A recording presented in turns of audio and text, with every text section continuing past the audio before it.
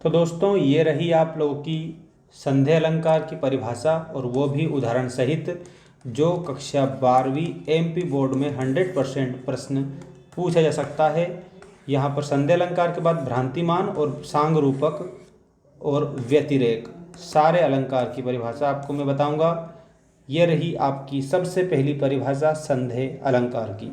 देखो, संधेय अलंकार में आपको जहाँ पर रंग, रूप और गुण की समानता के कारण किसी वस्तु को देखकर ये निश्चय ना हो कि ये वही वस्तु है, वहाँ पर संधेय अलंकार होता है।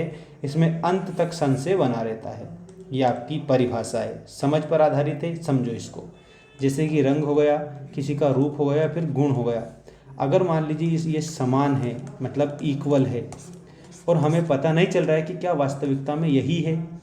जैसे एक उदाहरण में बता दो कि साड़ी बीच नारी है कि नारी बीच साड़ी है, कि साड़ी की ही नारी है कि नारी की ही साड़ी है। तो कुल मिलाकर यहाँ पर हमें कन्फ्यूजन उत्पन्न हो रहा है। तो समानता के कारण जहाँ पर कन्फ्यूजन देखने को मिलता है ना, और ये निश्चय ना हो कि क्या ये वही वस्तु है, तो वहाँ पर संधेय अलंकार होता है। ऐसा आप उत्तर में याद रखेंगे। जैसे ये उदाहरण मैं आपको बता देता हूँ।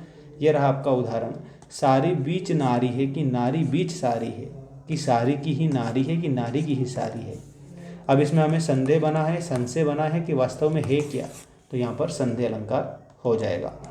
इसके बाद भ्रांतिमान। देखो भ्रांतिमान, देखो भ्रांति में क्या होता है, हमें भ्रांति हो जाती है जहाँ प्रस्तुत वस्तु को देखकर किसी विशेष समानता के कारण किसी दूसरी वस्तु का भ्रम हो जाता है, तो वहाँ पर भ्रांतिमान अलंकार होता है।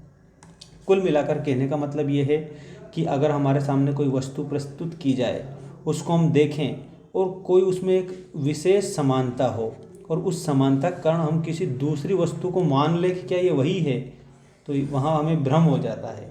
तो वो जो स्थिति होती है भ्रम की स्थिति, वो भ्रांतिमान अलंकार होता है। जैसे जान श्याम घनश्याम को नाच उठे वन मोर, मतलब कि जान श्याम घनश्याम को, मतलब घनश्याम को श्याम वर्ण का जानकर वन में मोर नाच उठे हैं।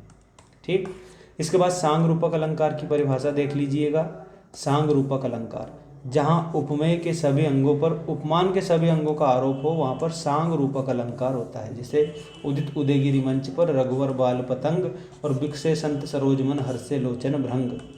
ये सांग रूपक अलंकार की परिभाषा उदाहरण आपको ऐसे लिखना है, परीक्षा में 2 नंबर का प्रश्न आता है, बस इतना ही लिख देना याद करके।